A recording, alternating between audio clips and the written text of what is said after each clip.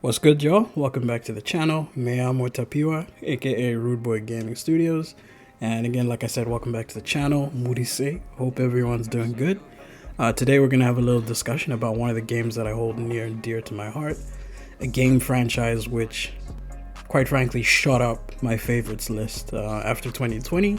And I think I may have mentioned it in previous commentary videos that my favorite games growing up was Soul Calibur back on the PlayStation 1, Jak and Daxter on the PlayStation 2, God of War franchise on the PlayStation 2 and onwards, and also an honorable shout out to Ratchet and Clank, that was also PlayStation 2 and upwards. But slowly but surely, two entries that came in 2020 challenged that list, and one of them happened to be Ghost of Tsushima, and the other one was The Last of Us Part 2, which is what we're here to discuss today. And as always, let me know in the comments below your favorite games, you know, whether it's the PlayStation 1 era, PlayStation 2, PlayStation 3, 4, 5, whatever, Xbox games, if you're an Xbox gamer, or PC, you know, whichever way. But anyways, let's start the video and have this little discussion regarding The Last of Us Part 2. So at the climax of The Last of Us, a blockbuster 2013 video game that is about zombie-fungus apocalypse, but is really about the lengths a parent will go to protect a child, you're forced to kill a doctor.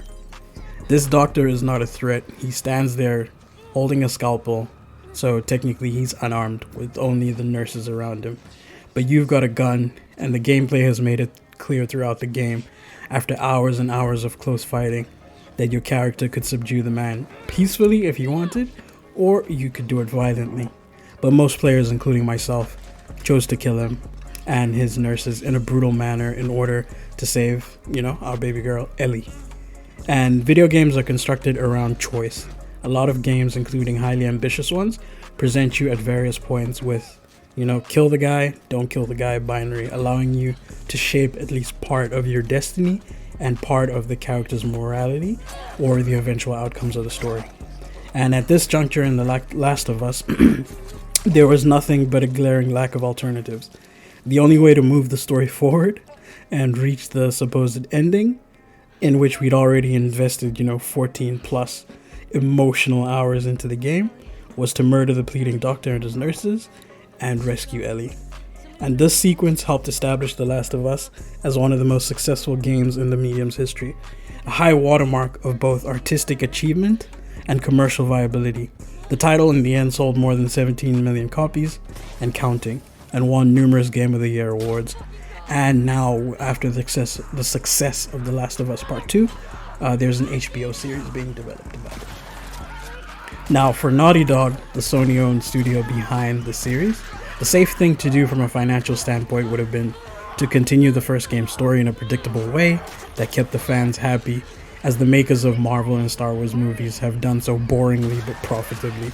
And you know myself, I always criticize Marvel movies a lot because they've just become so repetitive and, focused on the one track, but they make millions and millions of dollars. So, Marvel has no reason to sort of sway from the path.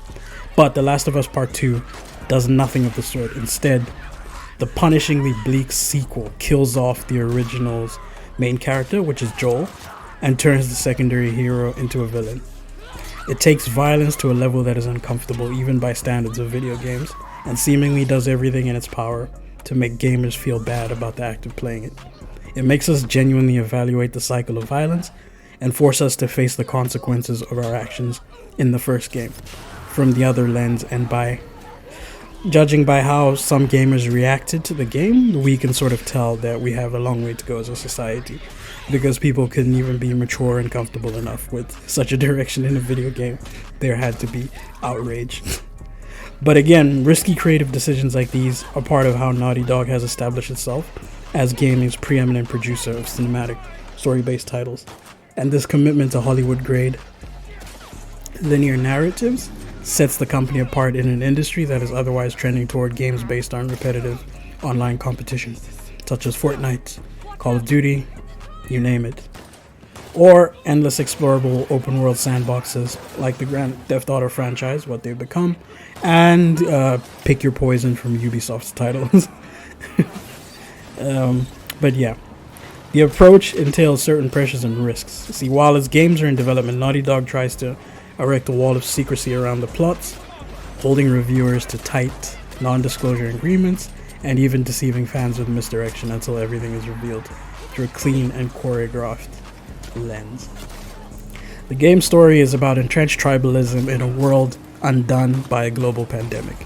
As you play the game, walking through the empty spaces, scavenging for items that used to be common, listening to characters describe the fall of a society with a sense of loss, you feel emotionally in sync with this world. Even if you don't play the title, you'll probably start to hear about it. Craig Mazin, for example, the creator of the 2019 miniseries Chernobyl, as I may correct myself, had the pick of projects to pursue after the series won 10 Emmys. He decided to develop The Last of Us 2 for the HBO, largely because of the poignant brutality of its ending. And he himself is quoted to have said, "I've never experienced anything that viscerally made me question the value of love. There are endings where you think, well, that's perfect, and that's that. And then there are endings that make you start to think about your relationship with the character, really. Your relationship with narrative itself." The Last of Us and its sequel belong to a gaming genre known as survival horror. You spend a lot of time sneaking through dark rooms while enemies lurk in shadows and suspenseful music thumps in your ears. Assailants pop out from the corners, zombies tear at faces and rip out necks. The action is startling and stressful, flushing the body with adrenaline to a degree that you feel like you're living inside an alien movie. Now, the premise of the first game is that in September 2013, a strain of the cordyceps fungus, a real-life organism that can take over the bodies and minds of ants, jumps to humans. People who get infected are disfigured and hungry for flesh. Billions die and society crumbles. Many of the game's missions are built around a search for some suddenly precious items, whether it's a gallon of gas, medical kits. Bullets are scanty, and your character is usually outnumbered in battle, as you expend a lot of effort sneaking up on enemies and conserving resources with stabbing enemies from behind, the famous little shiv. And then video games operate through what people in the industry call mechanics. These actions allow a player to navigate the world and give a game its logic and structure. Shooting enemies, sneaking past guards, crafting Molotov cocktails, searching for items to level up. These are all the mechanics, and they work by creating an emotional response similar to the dopamine rush of social media that compels people to spend hours immersed in a digital realm. For the most part, it's a cheap sensation, guided by stress and the meaningless accrual of points. In the best games, however, the ones that get talked about as art, mechanics enhance the story and deepen the emotional pull. With The Last of Us games, that's exactly what happens. The studio gets past this critique by making violence seem logical. Playing them, you don't question why the characters kill so often, because the post-apocalyptic setting is a place where people literally eat each other to survive. So after Abby and her friends murder Joel, Ellie and her partner Dina and her friend Jesse and Joel's brother Tommy head to the zombie-infested ruins of Seattle to get revenge on Abby and her friends. Ellie calls it justice, but we know from the start that it's really just revenge. After a number of increasingly violent and grim scenes that sees the player as Ellie kill off Abby's friends one by one without successfully finding Abby, culminating in Ellie murdering Abby's pregnant friend Mel. Ellie and her colleagues finally call off the search, only to be confronted by Abby herself, who points a gun at Ellie's head after shooting Jesse. The stories of Ellie and Abby become paralleled and intertwined. Abby treks across the country with her friends to hunt down and murder Joel because he killed her father. Ellie also, similarly treks across the country with her friends to hunt down and murder Abby because Abby killed her father figure.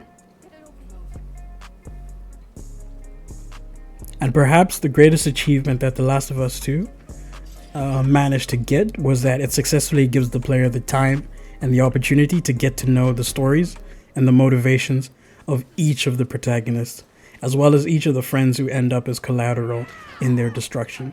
By the time Abby's extensive sequence converges with Ellie's timeline, there's absolutely no possibility of an outcome that the player will consider good between these two women. This long 25-hour multi-sided slog between two women's search for revenge in which each of them lose everything and gain absolutely nothing, is grim and exhausting, but is also profoundly affecting in its well-trodden themes, because by the end we know these characters and we really can't say one is any more or less justified in their actions. Numerous critiques have dismissed Last of Us 2 as yet another game where the player is forced to do bad things and then told to feel bad. But this misses the point and misunderstands that the player character contract that Naughty Dog is asking you to sign up to, which is it uses so effectively to make us care for all these characters.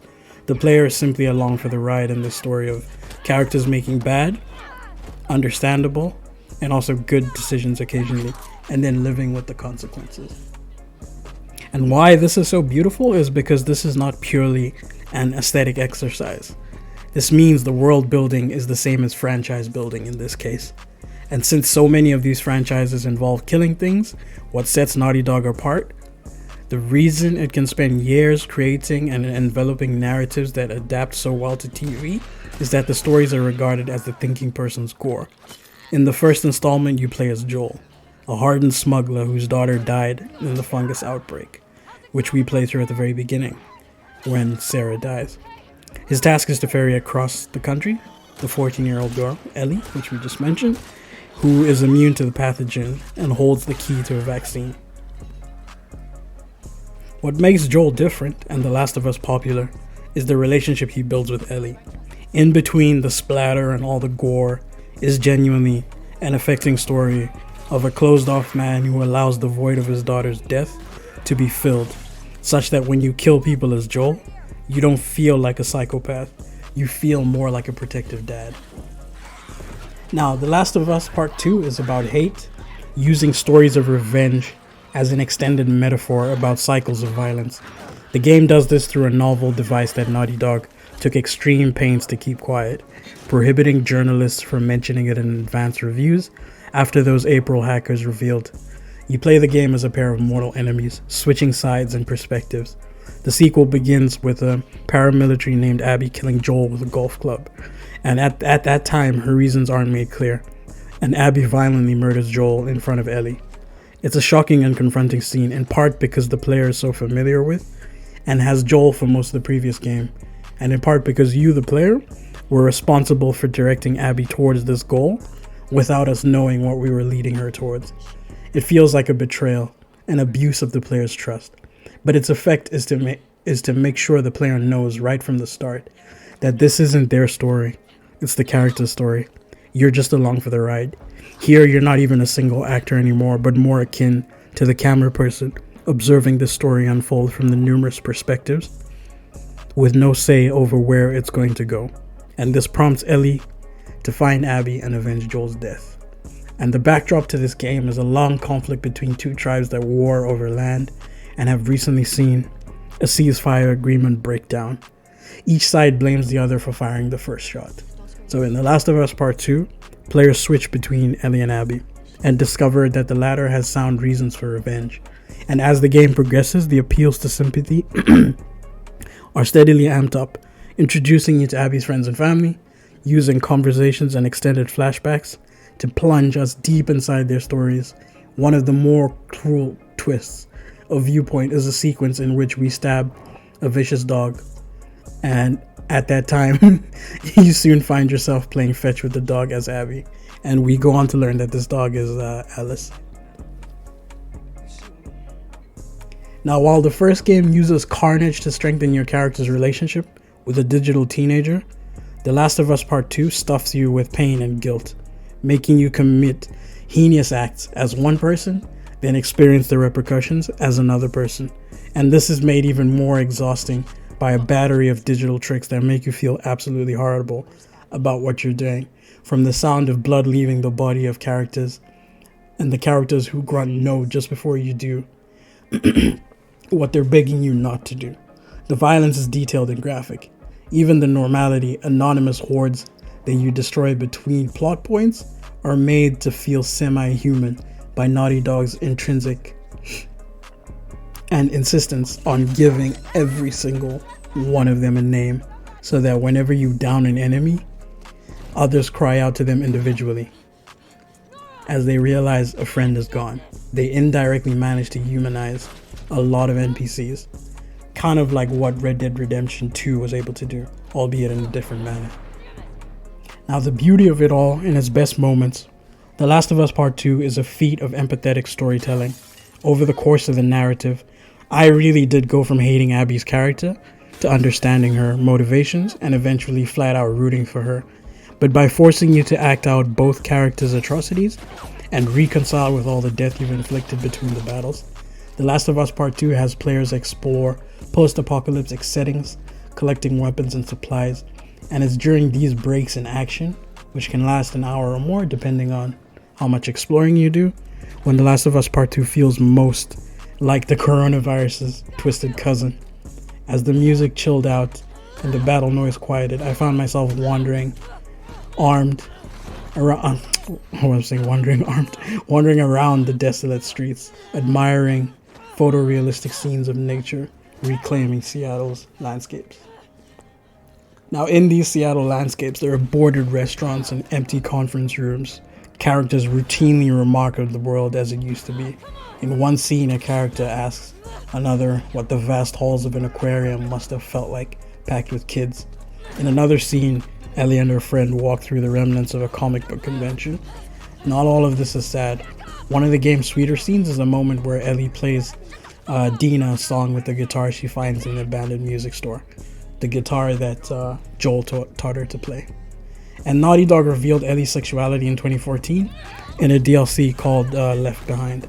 Social media bottom dwellers protested in the usual manner of bombarding the creators of the game and its fans with bigotry and making YouTube videos accusing Naughty Dog of, the usual social justice warrior agendas.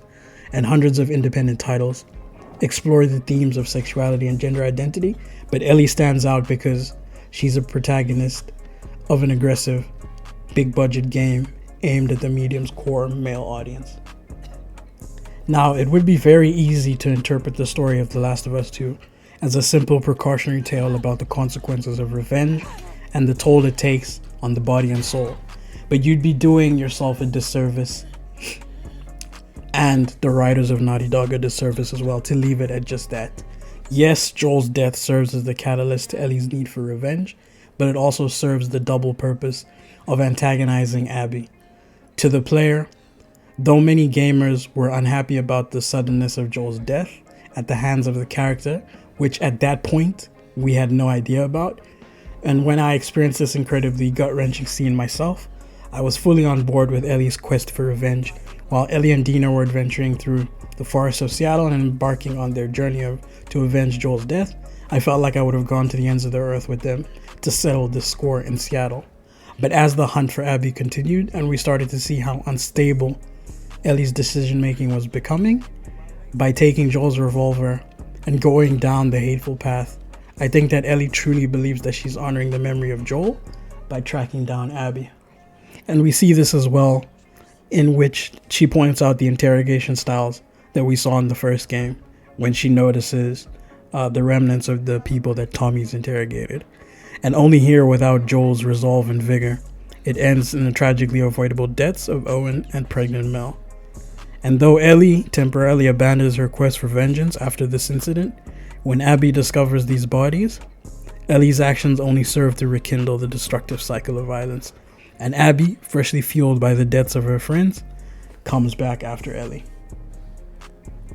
And when Abby eventually finds Ellie, Jesse, Tommy, and Dina, it is here, while Abby's pointing a gun at defenseless Ellie, that Naughty Dog makes perhaps the boldest narrative decision. By rewinding the clock back 3 days and asking us to experience the same 3-day story from Abby's perspective. And this is where a lot of people just lost it. Naughty Dog had just spent the last 12 hours guaranteeing our hatred for Abby, and they have the balls to ask us to play as her. At least that's what everyone initially thought in this moment. And personally as well, I didn't expect Naughty Dog would be able to slowly start chipping away at my hatred for Abby as they began to build her character, sow the seeds of redemption, and reveal her in a sort of parallel universe as Ellie. And ultimately, it takes two runaway Seraphites, which we meet on the path, Lev and Yara, whom Abby takes into her care to start molding her into a character worth cheering for, mirroring the Joel and Ellie relationship from the original game. Just as Ellie softened Joel's hearts in part 1, Yara and Lev softened Abby's heart in part 2. And as we get to learn more about Abby, we slowly realize that her and Ellie are more alike than we could have ever imagined. They both lost father figures to first seemingly random acts of violence. They both gain and subsequently lose important relationships with loved ones due to their selfish choices, and they both embark on violent journeys in an attempt to find a way to satisfy their grief, only to leave pain and suffering in their wake. You see, while Abby was able to successfully finish her hero's journey redemption arc, Ellie actually failed hers. Not only did she succumb to the allure of revenge, losing Dina and costing Jesse his life, she lost her humanity along the way and a sense of self through indulging in self-acts of violence and vengeance. And we see this as well with when she loses her finger in the fight. And this finger symbolizes the last part she had attached to Joel, because Joel had taught her to play the guitar. And now she lost the one final thing she had, leaving her connected to Joel, was her ability to play that guitar. By the end of The Last of Us Part 2, the Ellie that we know and love from the first game is effectively dead and gone alongside Joel. And that being said, we don't believe this is the end of her story, because the consequences of her action have left her fundamentally changed. We truly have to believe that, after finally letting go of her anger for Abby and at long last moving on from her quest for vengeance, Ellie has only just begun her journey of redemption. Now, in conclusion, The Last of Us 2 is a remarkably impressive blockbuster video game that develops characters and places both visually and emotionally to an extent rarely seen in video games. This game is about revenge and how violence begets violence. It's not the most original or revolutionary theme, but it's delivered powerfully and effectively by somehow making every single character on each side of the conflict relatable and sympathetic. No one is entirely evil, and no one is entirely good. Becoming Ellie and then Abby will leave you surprised, frustrated, challenged, and hurt, maybe even damaged. It isn't much fun. It's painfully enjoyable, that's how I like to describe it, but neither are sad movies. And as an observer of this story, it could be easy to look at it as simple, revenge is bad, the riddled cliche. But if we take a closer look, what you'll uncover is an allegory about grief, violence, forgiveness, and the dangers of resentment and confirmation biases. Hanging like a daunting mist over nearly every character and situation is the unbridled grief, corrupts, rots, and ruins everything in its path. For grief is simply love with nowhere to go. This game and its message about the power of understanding grief and redemption have not left my mind since I first played it through on launch week back in 2020. My only hope for part 3 is that when it eventually comes out, is that we'll at least get to see Ellie complete her redemption arc and finally finish her own hero's journey alongside what we managed to see Abby do. Naughty Dog, through pushing the boundaries of interactive storytelling by confronting players with their own anger and bitterness, have created one of the most visceral and emotionally challenging stories of the last generation, one of whose influence and impact will surely be remembered for years to come. And I know it's one I surely won't ever forget. Right, we've come to the end. I hope that was a decent first video essay entry. I do know my reading was a little bit choppy because for the first time, rather than just do a freelance video, I decided to write down my thoughts and words and then sort of, read them out and paragraph them out as notes and stuff. So I will leave the actual transcript in the description. Yeah, I was about to say the notes in the description of the video, because I did write this little essay just discussing The Last of Us 2. But yeah, like I said, these videos will keep coming out every other Monday if I can keep the streak going, and it'll either just be commentary video discussing gaming news, or it could be, like another video where I was discussing Red Dead Redemption, and this time where we're discussing The Last of Us Part 2. And yeah, we'll see. If you guys have any topic suggestions of stuff that I could write about, talk about, let me know. And again, I just hope that the audio isn't too bad in this situation, even though I've sort of figured out how to mess with my mic a little bit, so it isn't as bad as it was at the beginning. But yeah, hope you guys enjoyed the video. Thanks again for stopping. Thanks again for tuning in. Peace out.